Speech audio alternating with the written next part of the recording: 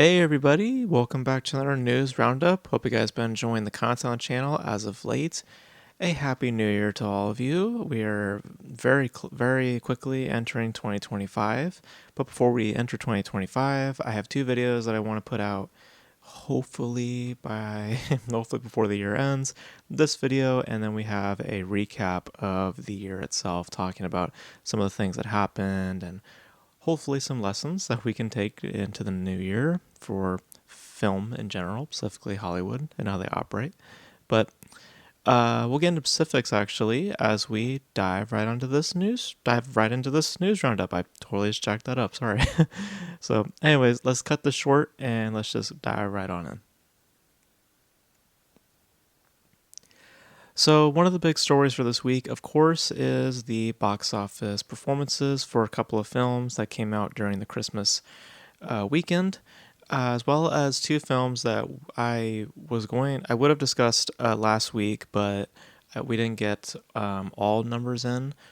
So now I can get, now that we have more numbers announced and more markets that it's been opened in, specifically internationally speaking, I can now talk about Sonic and Mufasa. And then we'll talk about two other films that also came out during the Christmas time to give you guys an idea of how the last few films of the year, last few notable films of the year, have been performing. So we'll start off with Sonic the Hedgehog 3. So, so it opened here same day as Mufasa did. I believe it was on the 19th. It didn't open internationally until the 25th. So that's why I didn't talk about Sonic or Mufasa, because I just wanted to wait until Sonic had its release internationally and we can get a sense of how it's generally done. So, talking domestically speaking, it opened to $62 million. And in the international market, this past weekend, it opened to about $74 million. When you consider all of the days from the 25th to now, it's basically open to $74 million. Now, for a global debut, that would put it up to $136 million. But currently, it's been in the domestic market, remember, for roughly a week now. So the current total right now for Sonic the Hedgehog 3 is $211 million. Now, the production cost for Sonic is $122 million, which is not too bad. It's a little healthier compared to, a lot of other, the other one that we'll talk about later. We don't know any marketing cost associated with the film. Obviously, there is expenses there. They're just not disclosing that information. And so we don't know really how much marketing has been for the film. I would guess it's probably half, 100 million, probably at least a $50 million thing. Because it wasn't like crazy, but but with the information that we do know, production costs, strictly speaking, to break even, the film would have to do at least $366 million. But as I said, we have to consider marketing cost on top of that. So I would say that a good, healthy spot for Sonic would be roughly around $450 to $500 million. That's my guess for Sonic. So far, not too bad for Sonic. I think it's actually performing fairly well. I think that it will track well coming into January, because there's really not that much competition coming into January. You have Wolfman, but we'll see. We'll see how that does with audiences. Horror is usually pretty persuading. But generally, right now, Sonic doing pretty well. I expect this to do well. I expect it to cross 300 million easily. I think it's going to probably reach the milestones that I'm talking about, 450 to 500 million. So I think that you got yourself a winner here with Sonic. So and they've already greenlit another film, so I think that the financial investment, all that, I think is going to be turning out to be a worthwhile thing. So that's Sonic for you. So now to its competitor, that being Mufasa, the Lion King. Both reviews we have put on the channel, by the way. So if you want to hear my thoughts as well as my little brother's thoughts, both videos are online now. So if you guys want to check those out, you guys can. But getting into Mufasa's numbers, so So they had a global debut because they opened worldwide on the 19th, whereas Sonic opened domestically only on the 19th. So globally, Mufasa opened to $122 million. And the current total right now, after the Christmas weekend, is $328 million. So the production cost is $200 million, and we actually do know the marketing cost for it. So it's $100 million for marketing expenses. So general investment overall is a $300 million investment. So, and if you guys know how I roll when it's a triple digit sort of thing, my ratio is times that by 3, higher the investment, higher the profits that need to be made. So for Mufasa, you're looking at a break-even point of at least $900 million. So roughly $1 billion thing. I really doubt that that's going to happen. I could see a lot of drop-off for this, especially coming in the next 2 weeks or so. I don't see too much strengths in Mufasa. It really didn't perform too well when it opened here domestically. I believe Sonic ended up beating it out. So, and I think Sonic's really just going to end up, gaining more interest or just maintaining interest to satisfy throughout the January month, whereas Mufasa I think is kind of trickling a little bit. So currently it's not doing too well, and I highly doubt that it's not gonna make $1 billion. So it's not gonna get anywhere to where it's gonna be profitable. So yeah, so not a good look for Disney. Not a great way to end the year for them, unfortunately. So yeah, and that's what happens when you invest too heavily into projects, which we'll get into in the video I'm planning to release after this. So that's Sonic and Mufasa. Now, the new releases that came out, specifically on Christmas Day, we have two notable ones. One of which is Nosferatu. I'll plan on I'm planning on watching this later. I do want to watch it. Don't get me wrong. I do. It's just that me and horror are very specific. I like watching horror films. Don't get me wrong. I'm not saying I'm a scaredy cat. I just don't like how do I say it? Like, I guess you could call me a scaredy cat in that I don't like the theatrical experience of watching horror movies. I like watching it at home where I can regulate the volume, where it's like if something crazy is about to happen with the audio where I know it's going to spike up, I just like to be able to control that environment. So I will watch Nosferatu eventually. It probably will be on Peacock or something like that in like a month's time. So I'll wait. And from what I've heard, it's decent, but not like great. So I'll check it out at a different time. I like Eggers too. I really like Eggers. So, but just so if you're wondering where the hell's, because I do want to watch Nosferatu. I just preferably at home. So, anyways, let's get back to box office though. So Nosferatu opened on Christmas Day, and it has not opened internationally, as far as I can tell. I believe that's going to be rolling into 2025, but it did open domestically, and its domestic debut was $11.5 million. And currently, right now, after its Christmas weekend, it is sitting at $40.3 million. Now, production cost for this was $50 million, which is pretty good. And we don't know any marketing costs that were associated with the film, but all we know right now is production cost. So $50 million. So for my estimates, it has to do at least $125 million to be considered profitable. It's kind of hard to pick this one because we have Wolfman coming out in January, so it's going to be interesting to see which of the horror the audiences are going to be more interested to watch. I think it's going to really depend on the reception of Wolfman. That's going to keep Nosferatu afloat or just kind of dwindling. By my gut, I just don't see this really becoming that profitable. I think that it's going to get close to like maybe 100 million, but I don't think it's going to get any higher than that. So I don't see it as a win. I don't see this really as a win so far. I think that the production costs, or not production costs, but I think that just by the general interest, I just don't think that it's as weightful or as strong compared to anything else that's on the market right now, specifically Sonic.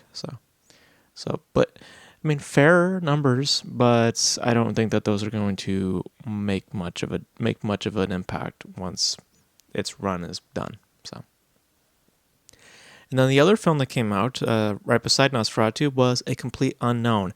I have no interest to watch this, so don't expect a review for that. Um, I don't really care too much. I'm getting so tired of these singer-based biopics. It's just all the same stuff to me. And apparently a lot of other people are starting to not care too much either, because domestically speaking, it opened to $7.2 million, and its current total right now is $23.2 million, with a production cost of at least $65 million. So, and we have no marketing costs either for this, nor any international numbers, because as far as I can tell, it hasn't opened internationally, at least in any big markets. So for a break-even point, if we're considering a $65 million production cost, we're looking at $162.5 million. I really doubt that's going to happen. I seriously doubt it, especially if it's, if we're talking about, a notable singer like Bob Dylan. I would assume it's probably more notable here in the U.S. I'm not a music fanatic, so I can't say, but I would say that Bob Dylan is more notable here in the U.S. So for here in the U.S. to be at least hitting a debut of 7.2 million with a production cost of 65 million. I seriously do not see this going anywhere crazy. So I think this is a loss. I think Disney is just. I think that just are going to be getting not much of a return on this one either. So I think generally speaking, Sonic has been the winner for the Christmas season. It's tracking very well. It looks like it's going to end up becoming fairly profitable. Whereas the other three films I've mentioned, they just are not holding much attention. Mufasa is really going to be a big fail. I think a big financial failure for Disney. I think a Complete Unknown is also going to be in the same ballpark. Nosferatu is questionable to me. I really think it's going to really depend on reception for a film like Wolfman, and also by January, just by consumption, what is the leading interest throughout that month, so we'll see. But I doubt that it's going to be crazy. I really doubt that it's going to blow up or track to make that sort of figure to meet at like 125 million. I severely doubt that. So generally not a great Christmas. The media outlets are saying a different story, saying like, oh my God, look at all these records that are breaking. It's like, well, yeah, I mean, of course, something can break records, but it doesn't necessarily mean that it's doing well. You have to do your analysis. You have to review things. You have to understand the type of money that needs to be made. And when you do that, you understand that a lot more has been failing than succeeding. So generally speaking, Sonic is the winner for Christmas. Everybody else, not so much, as far as I can tell anyway. So there's your Christmas. Those are your last films for the year. Closing out on kind of a whimper. Not quite the strengths. But then again, that's kind of 2024 in a nutshell. It's kind of a whimper of a year.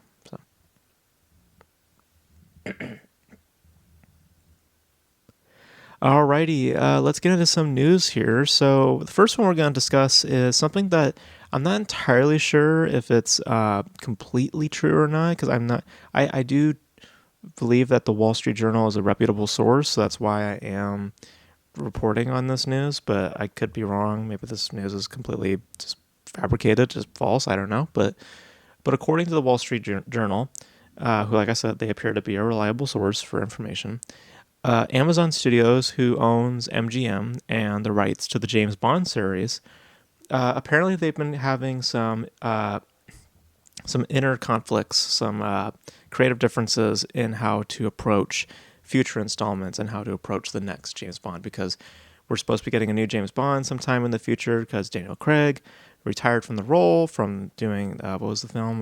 No Time to Die. So we're now looking for a new James Bond. Been hearing rumors that it might be Aaron Taylor Johnson. So I just came off of Kraven the Hunter, which probably not at this point, given how Kraven performed. So yeah, and how I believe he's in Nosferatu. Currently, how Nosferatu is also performing. Kind of probably doubting on that because they want more probably financial pull, not something like that. But that's speculation. But talking about this, the turmoil that's going on at Amazon. So apparently there has been some clashing between a veteran producer of the series by the name of Barbara Broccoli. I totally hope that I butchered that last name. If I butchered that last name, I apologize. It's just how it sounds. Sorry, but according to Barbara Broccoli, she feels that this is the producer, by the way. She feels that the studio isn't suited to tackle the series, as they don't appear to have the right frame of mind to tackle the iconic character.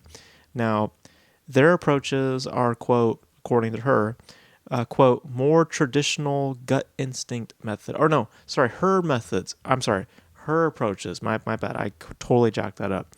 Her approaches, the producer's approaches, are more traditional gut instinct method.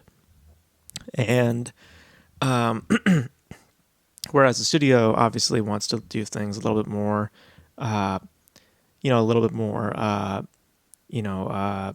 structurally, you know.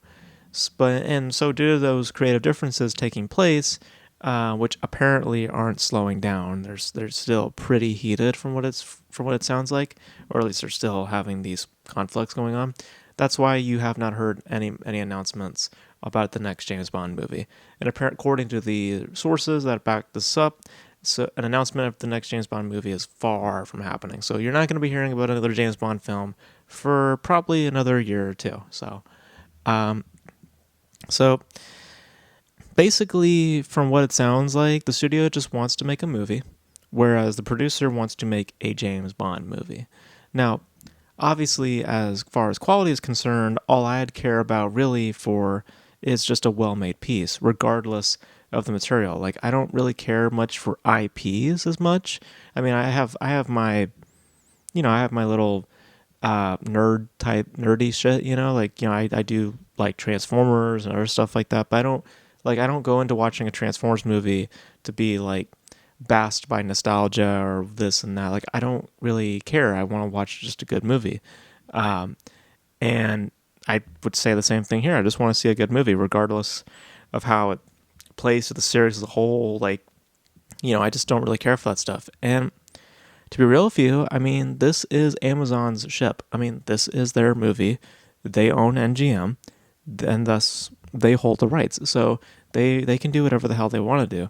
They're listening to the producer because of probably the money that she's putting on the table. But I mean, eventually, you just gotta display some dominance, my man. I mean, this is your movie. I mean, it doesn't belong to anybody else. It doesn't belong to the director. It doesn't belong to the producer. It doesn't even belong to the writer. It belongs to the studio, because ultimately they're the ones financing it. So yeah. So I think that this is kind of silly. I mean, I understand, like it's a massive IP, in James Bond. So I understand the delicacy, but it's still like, okay, like, I mean, someone better just speak up, or else we're just going to be talking around for a couple of years. So you're not getting a James Bond announcement anytime soon. Probably in the next year or two, you might hear something, depending on how things go over at Amazon. So we'll just have to wait and see. Alrighty, and the big story this week, at least to me, the biggest story of this week, comes in the form of the Alec Baldwin case. So we have discussed the Alec Baldwin case, the Rust trial. We discussed it a couple of times on this channel.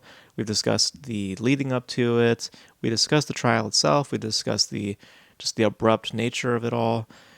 Well, on December 23rd, the day before Christmas Eve, the prosecutor for Alec Baldwin's Rust trial decided to withdraw their appeal of the judge's order to dismiss the case, officially putting an end to the Rust manslaughter case. So the Rust case is over. It is officially over. So, because if you guys were following the story, obviously the prosecutor was trying to, put out an appeal. I believe it was against the judge, or at least something to that manner. And the judge took the appeal back, or threw the appeal back to her, and was like, "Oh well, you're not meeting the word count," or some moronic reason like that. And I guess getting actually to talk about it, the reasoning for why the trial or why the appeal was withdrawn from her is because, according to her, that person being Carrie Morrissey, the reasoning for the withdrawal was because there was a lack of support, from people like the New Mexico Attorney General's office, which would have had to pursue the case, and there was apparently multiple barriers that were preventing her from properly and genuinely getting that appeal granted, including a bias from the judge herself that she was filing against, and other offices that replied, to this whole thing happening. They were relaying their desire to just move on from the case and just focus on their resources on more valuable cases, as I believe some were quoted saying. So, just so you understand, essentially the reason why the case is over now, it's not because Alec Baldwin was proven innocent or guilty. It's not because, there was a trial and they met a consensus, there was a ruling. No. The reason why the case was thrown out is because everybody right now is currently saying the exact same thing. This case, as it stands, is a lost cause, and it's getting harder to justify putting our resources into such case. So it's not to suggest that the prosecution doesn't have any validity to their case. It's not to say that Baldwin was in the right or completely innocent. It's simply stating that the system was stacked against her. That's basically what was going on. There was just little opportunity for her to actually get that appeal granted, and she saw the writing on the wall essentially, and that's why she withdrew the appeal. So. It's a very bleak and unfortunate end to what is an incredibly tragic event. I firmly believe that Alec Baldwin is, he murdered somebody, and it's very unfortunate that he's just literally walking around in the public eye and no one's going to bat an eye about it. Some people probably will. This is not the end of it for Baldwin, obviously. He's going to have other lawsuits lined up. I believe Hutchins' husband stated a few weeks ago that he was going to file suit against Alec Baldwin. So we haven't heard completely the end of this.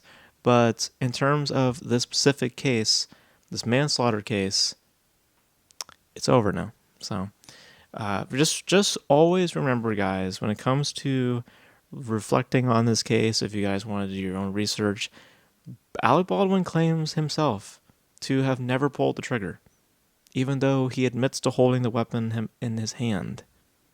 And there's police cam footage of that also to back that up, and other things to contribute to the idea that Alec Baldwin shot her, maybe not willingly, but lots of evidence to suggest that it was him. So that's why it's called an involuntary manslaughter case. So, this is an injustice, and it's just another example of how power is dictating, persuading, and it's just disgusting. It's just freaking disgusting, and I sincerely hope that sometime in the future this is revisited, maybe with some more substantial evidence, because,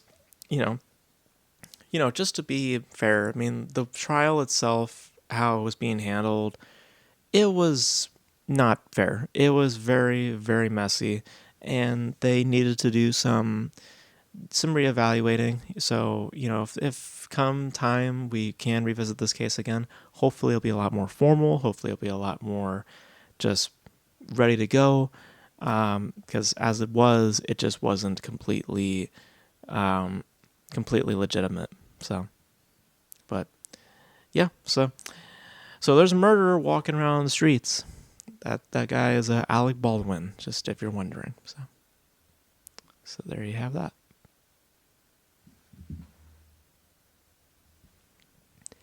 Alrighty, next bit of news we got coming is Christopher Nolan. So we finally know what Christopher Nolan's next film is going to be. So people have been curious about what his next film project will be. He's been lining up a big cast, as he always does. And we have found out that that next film that he is working on is an adaptation of The Odyssey. Universal Pictures, who is now distributing and financing once again after doing Oppenheimer, they made an announcement on Twitter saying that it will be The Odyssey that Christopher Nolan's next film will be. So The Odyssey, for those who don't know, it's an ancient Greek poem that chronicles a man's long quest home after the Trojan War to reunite with his wife. So, as the title suggests, it will be kind of a odyssey of sorts, and as that tagline also represents as well. So, the cast currently includes Matt Damon, Tom Holland, Zendaya, Anne Hathaway, Lupita Nyong'o, Charlize Theron, and Robert Pattinson. And the film is set to release on July 17th, 2026. So I feel like it's always inevitable for a legitimate filmmaker to me, the ones carrying like a fiery artistic craving. It feels like at some point they always dip their toes into biblical storytelling. Like it could vary too. Like sometimes it takes the form of like a satire, like in like Gus Van Sant with that My Own Private Idaho, where I believe he was utilizing like Shakespearean language and stuff like that. And I know that's a different vein, but you know what I'm saying. It's like there's always like there's always an attention, or at least at some point, artistically speaking, where these filmmakers like dip into their toes into like certain literature and certain writings that are a lot more like dense and a lot more just weighted, you know. And in the cases of like something like this, or like Martin Scorsese with a film like Silence or Passion of the Christ, right? Passion of the Christ, or oh no, Last Temptation of Christ. My bad. Yeah, and that film was amazing, by the way. I love that movie. So it just seems like the inevitable. It seems for a lot of these types of filmmakers. So I'm not surprised that someone like Nolan is stepping into biblical type storytelling. But I will say Nolan, as of late, hasn't been as impressive to me. I wasn't a big fan of Tenet. I thought Oppenheimer was fine, but I wasn't so amazed by it. So, I mean, the fact of the matter is though is still it's Nolan. So obviously, I'm immediately curious to see how this shapes with a cast like that as well. That's kind of interesting, but I just got this feeling that it's not going to be as grand as it sounds. But hopefully I'm wrong. I'm hoping we get like another Interstellar. Like I would love for something like that to happen again, because I think that's one of Nolan's best films. Probably his best film, honestly. So, but we'll just have to wait and see. So, The Odyssey is his next film, and we'll see what happens in 2026. So. Speaking of movies that were coming in 2026, keyword were coming in 2026, let's talk about The Batman 2, because it has been delayed again. This time all the way to October 1st, 2027. Now, this announcement comes from a couple of changes that are coming for some upcoming releases from Warner Brothers. And I guess The Batman 2 was one of those. This was originally scheduled, I want to say, this is like the third time that they have delayed this film. Maybe the second time, I'm not sure. But yeah, I believe it. I want to say it is the third time. Because I believe the initial release date was 2025, right? And then they got delayed again, and now we're here again. So, so it was supposed to come out tentatively on October 2nd, 2026, but now it's been delayed a whole year to October 1st, 2027. So, as far as I can read, the reasoning behind this delay is due to prepping VFX for the production, which sounds very vague and doesn't sound, that doesn't sound like a legitimate claim, but We'll get more on that in a second. But that release, 2026, is now being occupied by Alejandro G. Inarritu's upcoming feature, which stars Tom Cruise. And some of the other release changes include Mickey 17, which has now been moved up to March 7th, 2026, and Sinners, which has been delayed to April 18th, 2025.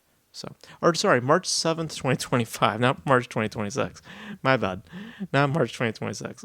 Mickey 17 is coming out on March 7th, 2025, not 2026. So, my bad on that. But, of course, yeah, the most noteworthy thing is the Batman 2 getting delayed an entire year. So, the only thing that I can gather from this news, from the delay, is that this is probably going to be expensive. That's just my guess anyway, because to put it in perspective, the original film actually carried roughly a $200 million production cost. So imagine what this may amount to, especially with now a year-long delay, this being probably the second time I believe it's had a year-long delay. So yeah, so I gotta say, the rationale behind the delay, like the explanation, it just sounds like PR speak to me. I get it that, the the scope probably of the production, that it may in fact be true, but it just doesn't sound like it to me. I just feel like there's more to it than that. It may be just more refinements of the script, because I believe I read somewhere, I guess, that Zoe Kravitz, who plays Catwoman, supposedly the script is done, but I don't know. I mean, who knows? She doesn't know either. I mean, she only gets what she gets, right? So I mean, all signs point to this being more expensive. So yeah, well, we'll see how those ambitions pay off in the future. I'm a little worried. So we'll just have to wait and see. So alrighty, let's get into one trailer for this week, and that's gonna be it for 2024, guys. So to end 2024 in the news roundup section, let's talk about, of course, the film that everyone's excited for, and that is Happy Gilmore 2, because, of course, we wanted a sequel to this. So this, of course, stars Adam Sandler once again as the title character, as well as some returning faces such as Julie Bowen, Ben Stiller, and Christopher McDonald. This is being directed by Kyle Newacek, who worked with Adam Sandler on a film called Murder Mystery, which I believe starred Jennifer Aniston, if I'm not mistaken. No release date as of yet, but likely coming out in 2025. So late 2025, from what I was reading. So okay, I believe we talked about Happy Gilmore 2 on this channel, and I just echo the same thing I said then. There's really no need, nor do I believe there's much interest in returning to any of Adam Sandler's comedies. I mean, think about the comedies that you have gotten sequels for from Adam Sandler. You've got 2 Grown Ups films and 2 murder mystery films. I just genuinely don't believe the interest is there. I don't think that people are really craving for a sequel to any of Adam Sandler's comedies. I think that what people want to see more of from Adam Sandler is actually a lot more of his dramatic side, because man's got it. He's got some good work. Uncut Gems, Hustle, which I thought was fairly good, and most recently was Spaceman, which I know a lot of people were down on. I thought he was legitimately good, and I thought probably one of his best performance. Punch Drunk Love, one of his earlier work. So yeah, I think that people just want to see more of him flexing his acting chops and not just basically rolling around in the Netflix money, because that's basically what's happening here. So, because let's just remember, the reason for this film to exist is basically to pay respect to Carl Weathers. I mean, I think I read that somewhere where, that was the motivation to make the film, was Carl Weathers' passing. And I don't like the framing of that. I would prefer you to have genuine interest in making a movie rather than just saying, okay, well, one of our stars passed away, I guess now we'll make it. It's like, I don't know. That doesn't seem like the best of judgment, but make it because you want to make it, not because you know you want to make a $1 million tribute. Basically, I don't know. Just something about it that just rubs me the wrong way. Um, but yeah, I doubt there's a large demand for a sequel. From fans, I really don't think there's a large demand. And I honestly don't even know if Adam Sandler is really craving to do another one. I just don't know. I don't know. It's hard to tell. So, um, yeah, it's kind of hard to tell. I don't know.